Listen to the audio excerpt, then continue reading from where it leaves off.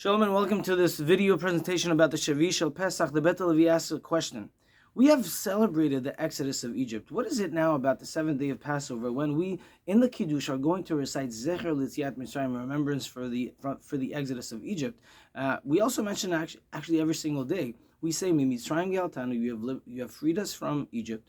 Mi Bet Avadim, from the house of bondage, Peditanu, you have liberated us. What is the difference, contrast and comparison between freedom and liberation? Why do we mention it every day? How is it connected to Passover? And what are we celebrating right now as we approach the final day of Passover? And the answer is there is the distinct difference between freedom and liberation. Freedom is the freedom of the body. Liberation is the freedom of the mind and soul. And so many times we hear recollections of two types of people that may have survived an incident or even the Holocaust. Regrettably hearing all these horrific stories. One may have survived the Holocaust but have taken the trauma with them wherever they go. They don't speak about it. They don't want to have any recollection of it. And it's very deep for them. Nobody can understand their challenge. And such magnificent abilities of people to just keep on living their life the way they do with those horrific memories. But there are other types of subsets that may have survived the Holocaust, but they speak about it. They let it out. They try to surface it.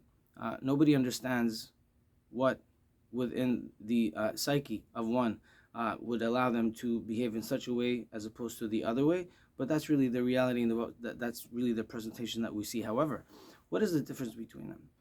One has healed, is healthier, has the ability of taking it out and surfacing it and trying to move on with the aim of and goal of making a new life for themselves, while the other is still processing those traumas within them.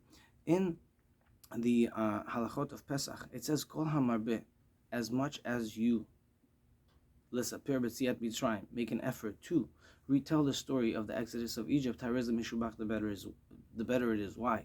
It is a healing process. We are coming and bringing it out and surfacing it. And so on the first day of Passover, we have celebrated the physical Exodus from Egypt.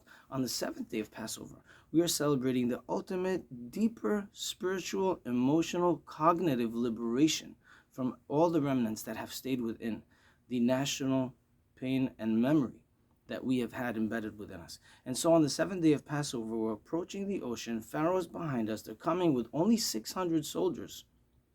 And we are 600,000 people. The Ibn Ezra asked, how could it be? 600,000 Jews, 600 soldiers. What are you fearful of? What are you scared of? You outnumber them. You can conquer them very easily. And so he answers that we had the mindset of slaves that were not yet internally liberated. What are we celebrating on Shavi Shel Pesach? Internal liberation. We are going and celebrating that which has happened within us, that transformative notion of really going in from one state of inability to a higher state of ability. And we have the ability of having a higher, wiser mind, higher power in connecting to the gift that we had of freedom. This also explains why is it only now that we are celebrating and that we are believing in Hashem in a higher level.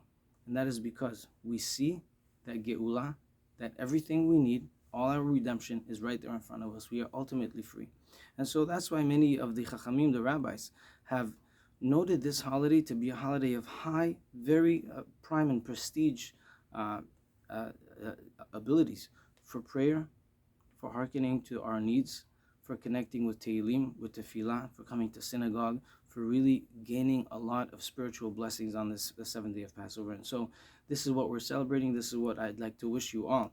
A Shavi Shel Pesach Sameach, a Moadim L'Simcha, Chag Pesach Kasher V'Sameach, that we should all be freed, but more importantly, liberated.